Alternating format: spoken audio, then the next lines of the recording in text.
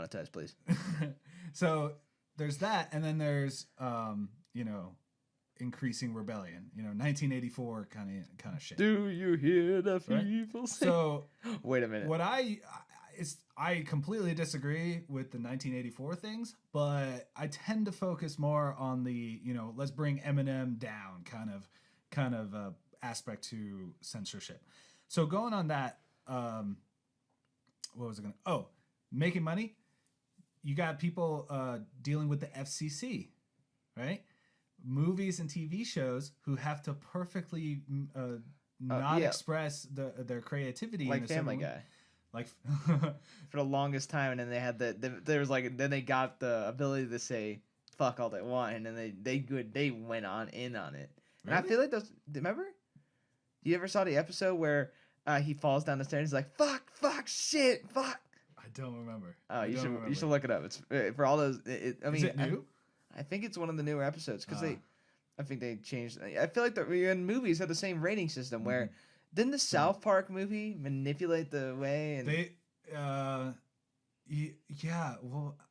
kept on sending new things. I think they kept sent like an extremely vulgar version, and they kept making it nicer to the point that what they wanted. Wasn't it? They made it worse. I think they kept on making it worse and worse and worse, and then the absolute worst somehow went through. And then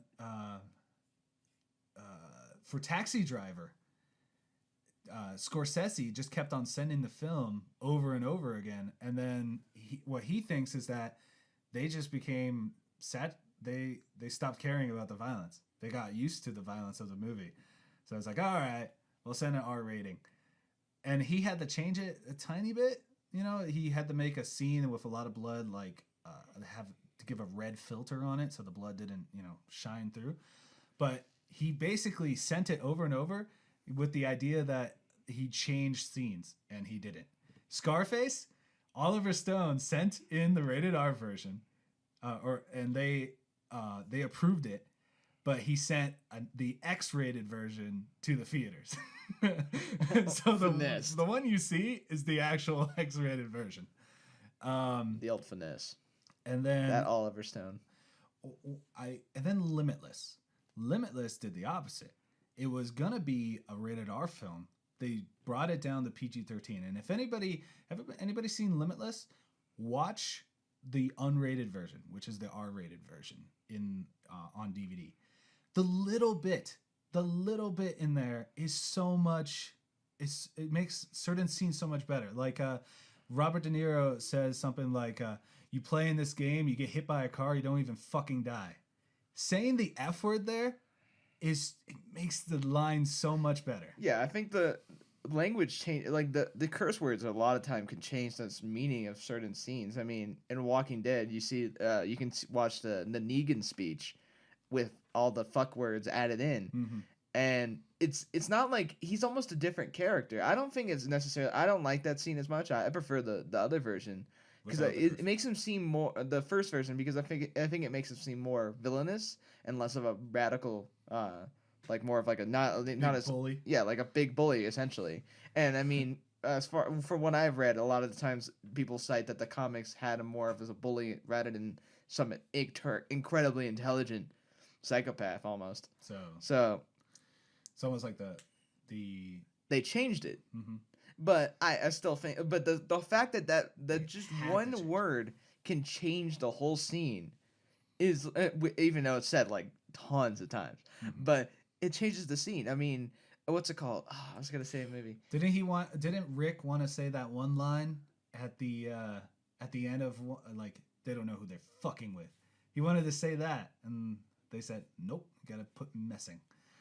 And I think. Yeah, in the apocalypse, are you really censoring yourself? Oh yeah, exactly. Oh, but I censor myself in the apocalypse. Is you can't curse. You can't curse, and you can't show sexuality, but violence is rather okay. That is true. I remember. I think it was the same episode. They showed there was a sex scene that was like perfectly angled where you can't see anything. You just know. Again, you know they're having sex, but you don't see anything. Right? it takes away the realism of what they're doing. And then in the same episode, some dude's throat just gets ripped open, and it's, I mean, the violence there.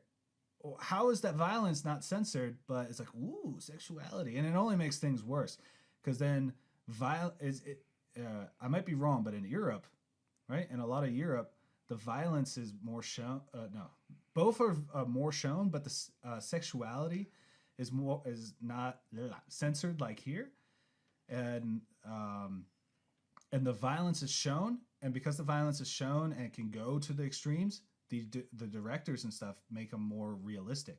So the violence, though it's part of life, it's also very awkward. It's very, it hurts to see. It's disturbing, which is much different than here, where you just get used to it, to the point that fans will watch The Walking Dead, and a little 10-year-old will be ripped to shreds in front of her mother, and they'll be cheering like, "Oh, thank God they got him off the show." Hey, don't bring that up. That kid was the most annoying piece of shit. Literally messes up the whole situation because he's a little He's bitch. just 10 years old, traumatized. And then his little spoiler alert, his brother fucking shoots my homie Carl in the face, okay? You cannot shoot Carl and think that family is all right. No, that family should have been dead first season. I didn't want to see them. In the first I don't care. They should have been dead because they were alive then. Should have been dead when the thing started. Okay, so I remember the movie I wanted to say. Deadpool. Wasn't the first Deadpool meant to... Well, they were going to make it PG-13, but then they decided to make it rated R? Yeah, I think Ryan Reynolds pushed hard for R. So... the fact that it was about to be made PG-13, Deadpool of all characters. I mean, people, he's a violent. If you've seen it, you know what we're talking about. He's a violent human being, and he's a very dangerous human being. Or at the time, is he even a human being in the comics? I don't even know. He is he's human at one point, but is he even defined as human at this point? He gets special. He gets regenerative powers. Yeah. Does he get other powers? I think. I think he's extra strong and. Okay. I think he gets a whole Malacca. Because some of the scenes just don't make sense for a normal human being, and I know he's like a super assassin, but. Well, no, he's a superhero. I mean, or superhuman, chaotic neutral. There we go. Or chaotic good, I would say. Chaotic, slightly good. Chaotic midway. Good. I think sometimes he just doesn't care. Yeah. You're gonna die to a Zamboni. Best way to die. I mean, if that movie wasn't rated R, it would be a much worse movie. And even during the movie, people complained because they brought their kids to see it, and they was like, "Oh, what was all these scenes?" And it's like, first of all, what's the point of even having a rating system if they don't even care what the ratings say? Mm-hmm. What did you expect? Did you watch the commercial? There's violence. There's a lot going on. You can't just go to it and say, "Man, they betrayed my trust." And there are resources out there. I think IMDb has a thing, but there are resources out there where parents can actually look up the kind of content. I mean, you can see a raw rating. It says strong language, and strong language in one film is a guy who says motherfucker 10 times. And then you have The Wolf of Wall Street, which is they have 260, at least 260 uses of the F word in the movie. It's completely different. So if you're looking at what's age appropriate, you want to look at those resources to see, is this movie good for my kids? And that's a big, big thing. Age appropriateness. Look at banned books. Should books be banned? What do you think, Nico? Of course. Ban them all. Wait, what? It's not what I was expecting. Every single book in the world should be banned at all times. Who reads anymore? I mean, come on. Who even reads, man? Books are for nerds.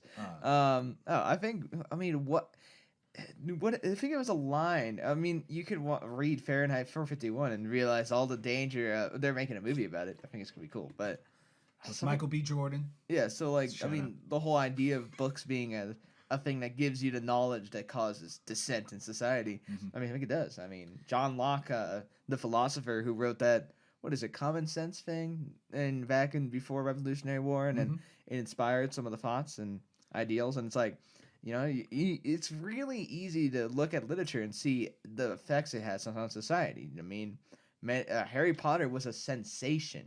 It first of all made massive revenue, and it created a lot of jobs. It made a lot of money for everybody involved, and it's I mean, what do you deem as a book that should be banned? I mean, what is it called? The use of the N word in Huckleberry Finn, Yeah. right? Mm-hmm. It's like, and you're not some. It's just that is our history. I mean, you can't just ignore it and act like no. I mean, that's like right now. I hate the fact that video games, World War II video games, typically can't have the swastika. I mean, I don't hate the fact that I want the swastika. I want the swastika to at all times. I want the swastika to represent my viewpoints and my view. No, more like it just doesn't represent the war. The war had the swastika. It was not the Iron Cross. Well, it was the Iron Cross, of course. There was the Wurstmann, the Uberschmann, whatever, something like that. I don't know the exact names. I apologize, but What? I apologize. I don't know the exact names of the German military at the time of the war. I apologize that I didn't know the exact names of the German military at the time. I feel like I don't know, but so You're letting people down. I'm letting people down. Yeah, I am. But so like Battlefield 1, I'm pretty sure Battlefield 2018 is most likely gonna be World War II. I don't know exactly. Those are the leaks, But Call of Duty World War II didn't even have the swastika. They had the Iron Cross. And Germany doesn't allow the swastika to be in video games because they allow the swastika in art, and I think they consider movies art, but they don't consider video games art, and therefore it cannot have the swastika. And it's like, okay, so the country that had the swastika in its military censors it from its basically its whole existence. I mean, it wasn't like the swastika caused the movement. First of all, the swastika is an old thing. It existed in the, I think, Buddhist or Hindu religion. It's something from one of those two, I believe, and it represents peace or something like that. Yeah. Well, it was tilted differently. But you tilted to the wrong way, man. That's wrong. Hey, yeah. Racism is just a tilt. You take the cross, put it upside down. Antichrist, right? On that though, I think. In the same way that words have a lot of power, symbols also have a lot of power.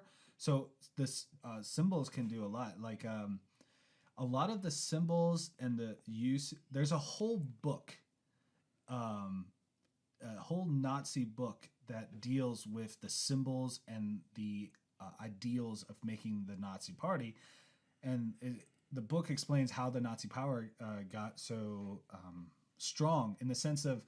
In a community wise, in a totality wise, how they brought people together through symbols and a bunch of other things. But since we're talking about it, symbols. I get that. Let's applaud them for at least letting people show it in art and movies and stuff, even though they should also show it in historically accurate video games. But their idea is that by having it out there, they'll build it back.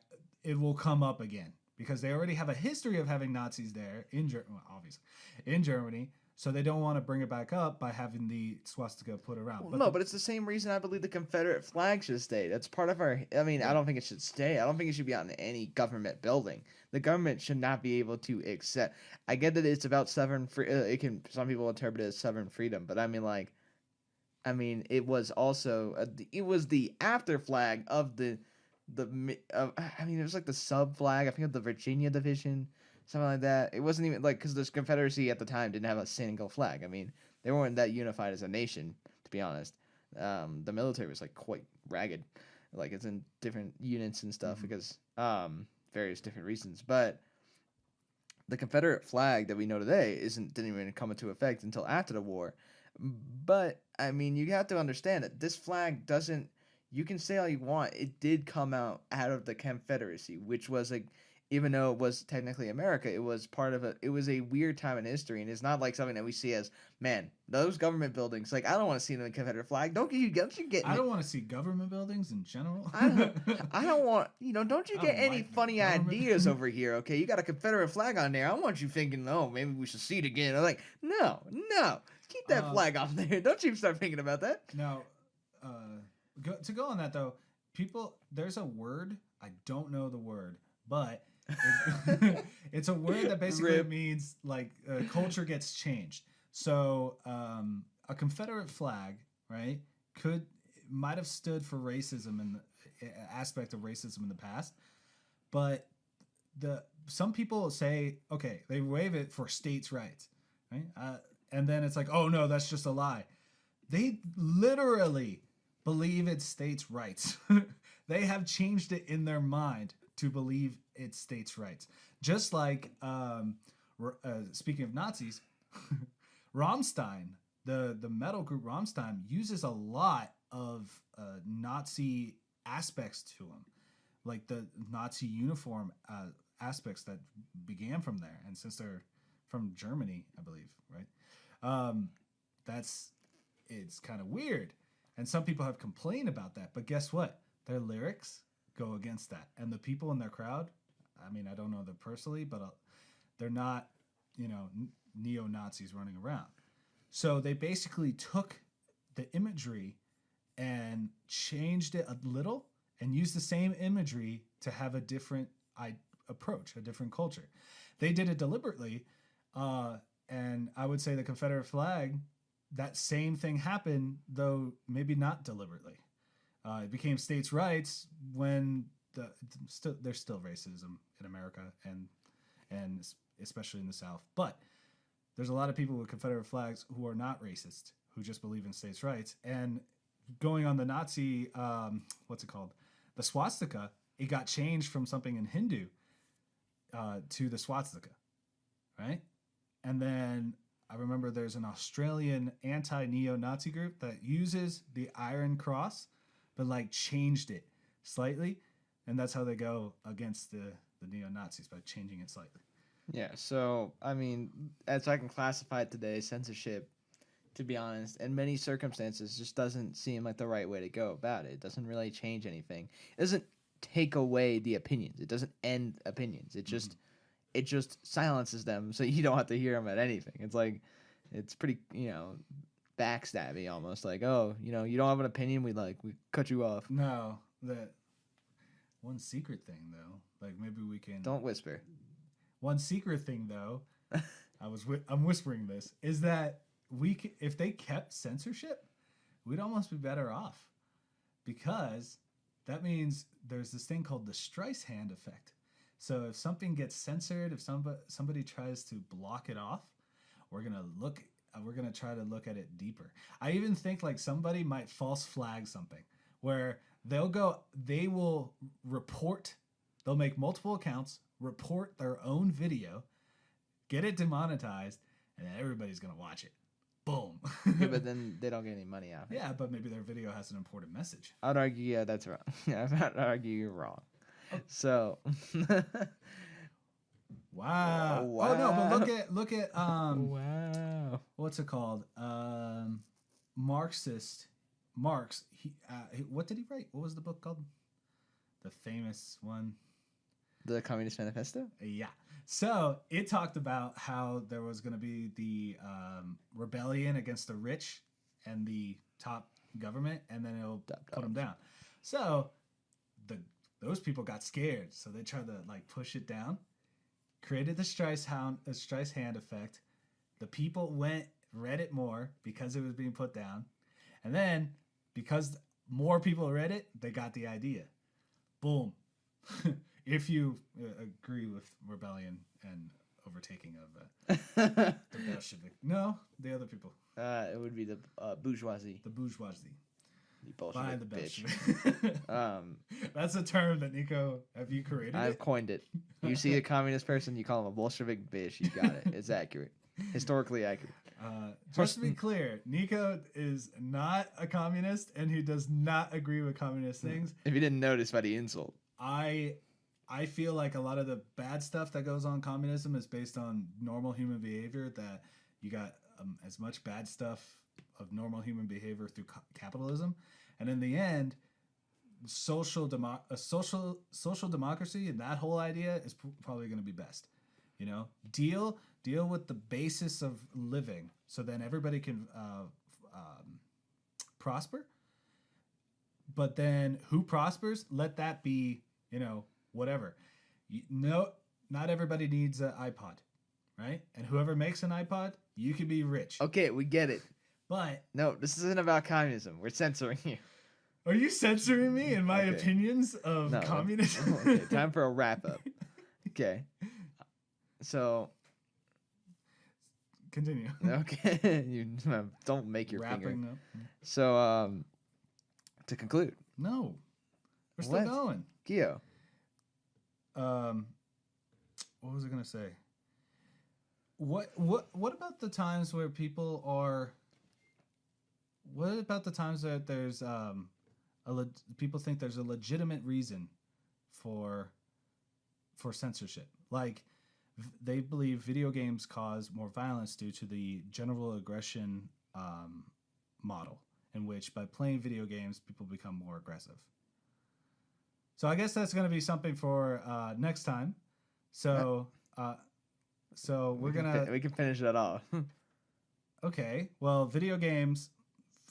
People believe video games are terrible. Some people believe video games are terrible because it creates more violence. People think it'll be make people more aggressive and satirize people to violence. That's probably not true to the complete extent. Maybe it makes people. I would have to see evidence that really suggests it, and also, I would argue that who cares? How many video game players? I'm just saying, how much violence does this actually incite? People do violent things and may have never played a video game before. So is it because of it? Is it at a noticeable level that banning?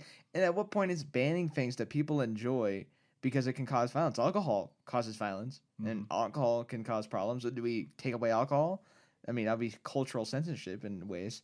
So, I would just say, I would need evidence to really suggest it, to really suggest that this is the worst thing in the world. But people take drugs, people do a lot of other things that are really bad for them and also not great for the people around them. So, I would say censorship as a whole is meant to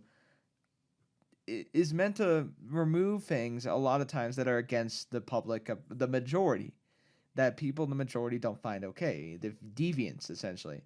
So I would have to think that maybe this country needs a better, I think the government needs to better regulate these companies, YouTube and things. There was a lawsuit, I think, that Google actually won already. So, I don't think they're actually going to be that controlled. So, but these private companies dictating what is the proper way. If you imagine it's a 50-50 split, Republican, Democrat, and Republicans are for guns, it's not the majority deeming what's right and wrong. It's the ones in power. It's the ones of money. And I think that's the wrong way to go about it. I think censorship in general is wrong.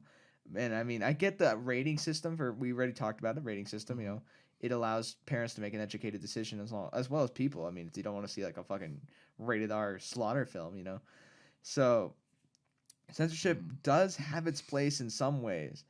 If something is inciting violence to another person, you don't want to censor them necessarily, but you don't want to allow them to go progressively and get more and more followers for this violent cause. The weird thing about the rating system, though, I would rather not have a rating system in the sense that people are not allowed to go see this if they're not a certain age. I think it should be a warning system. But rather than teach people, oh, you can't see this, teach them to think for themselves. Teach them to see things in context, and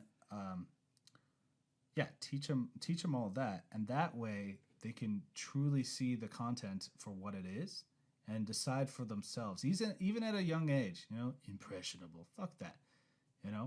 Let them see that. Be the guiding parent that you should be. Apparently, you ain't parents, right? Eminem. And deal with it that way.